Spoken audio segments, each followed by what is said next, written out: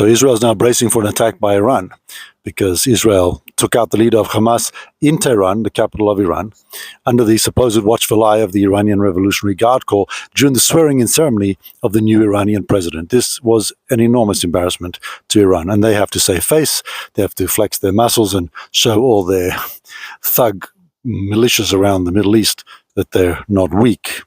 The problem is that the Ayatollahs, they understand that if Israel can get to Haniyeh, the leader of Hamas, at a time like that, they can get to anyone. So they know that the only reason that they're alive is because Israel is allowing them to stay alive.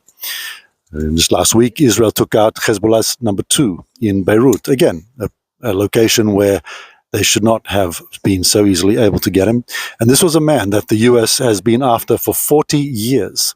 There's a $5 million bounty on his head because he was the man who orchestrated the Marine barracks bombing that killed about 240 US Marines. I didn't see anyone in the US congratulating Israel for finally getting the man that they've been after for so long and on whom they place such a large bounty. But never mind, he's gone, the world's a better place for it.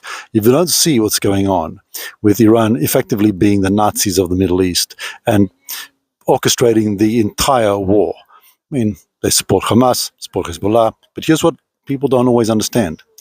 The only reason they're able to do it is because they're being funded by Biden and the Democratic Party. Biden released tens of billions of dollars in frozen assets for the Iranians.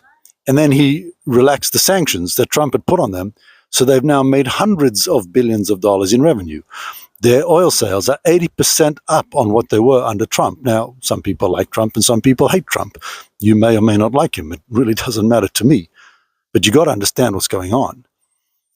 The Biden administration, and Kamala Harris is no different. In fact, she's many times worse.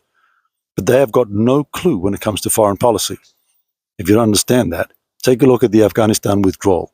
After 20 years of bloodshed by the United States, by the Western allies, and by the Afghan nationals themselves, finally, Afghanistan was approaching something of a normal country.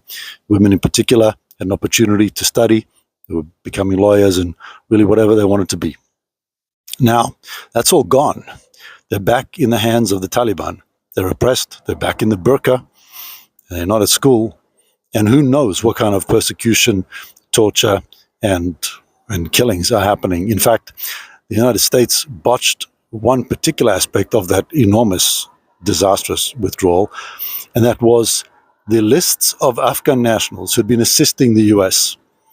Now, the US wanted the Taliban to give those particular individuals safe passage so they could go back to the US.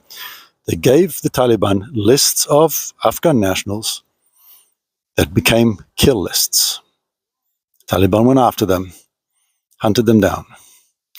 Anyone who thinks that you can give the Taliban lists of nationals in that way and expect them to somehow comply demonstrates a naivety and ignorance of the mentality of the region that really precludes them, or should preclude them, from having anything to do with this region.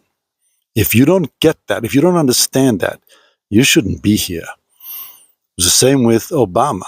He released tens of billions of dollars for Iran in the JCPOA, thinking that he could somehow make an agreement with a country that calls the United States the Great Satan and chants death to America.